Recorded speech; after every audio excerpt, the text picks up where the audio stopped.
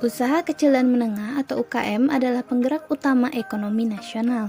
Untuk meningkatkan perannya, UKM tidak hanya dapat memasarkan produk ke pasar dalam negeri, namun juga ke pasar global.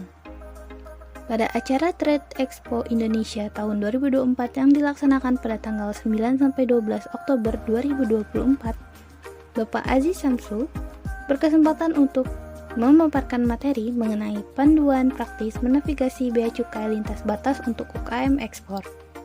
Menurut beliau, memulai ekspor sebagai UKM memerlukan langkah yang terencana agar dapat bersaing di pasar internasional. Pertama-tama, UKM harus memastikan bahwa produk yang ditawarkan memiliki daya saing yang kuat serta dapat memenuhi kebutuhan konsumen di negara tujuan. Untuk menunjang kesan profesional dan memenuhi ekspektasi pasar, kemasan produk perlu disesuaikan dengan standar internasional atau standar khusus negara yang dituju.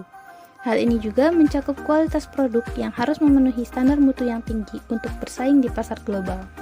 Selain itu, persiapan administrasi juga penting dengan melengkapi semua dokumen yang diperlukan dalam proses kepabeanan, seperti izin ekspor dan dokumen peraturan produk.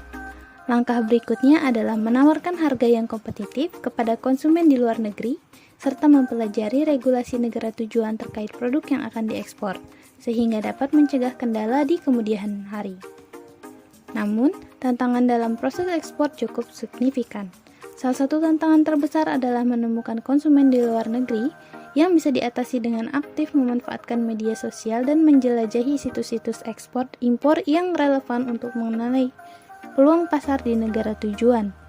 Selain itu, mempertahankan dan bahkan meningkatkan kualitas produk adalah tantangan lain yang penting untuk memastikan kelangsungan ekspor. Mengurus kelengkapan dokumen serta izin dari instansi terkait juga bisa menjadi hambatan yang memakan waktu, terutama dengan regulasi yang mungkin berubah-ubah. Tantangan dalam hal pengiriman juga menjadi perhatian, seperti keterlambatan atau kondisi cuaca yang tidak mendukung yang bisa mengakibatkan penundaan pengiriman barang. UKM dapat memanfaatkan sumber info yang tersedia seperti situs resmi Kementerian Perdagangan Indonesia, yaitu di website inatrade.go.id dan portal regulasi Indonesia yaitu insw.go.id untuk memahami prosedur atau regulasi dan peluang ekspor. Dalam proses onboarding produk ekspor, penting bagi UKM untuk memahami langkah-langkah dalam memperkenalkan produknya di pasar internasional, yang mencakup strategi pemasaran, pemilihan platform distribusi, serta penyesuaian produk dengan preferensi konsumen di negara tujuan. Onboarding produk ekspor yang efektif juga melibatkan kolaborasi dengan pihak-pihak yang berpengalaman dalam logistik internasional, pengetahuan tentang kepatuhan dan regulasi, perdagangan global, dan jaringan distribusi yang luas.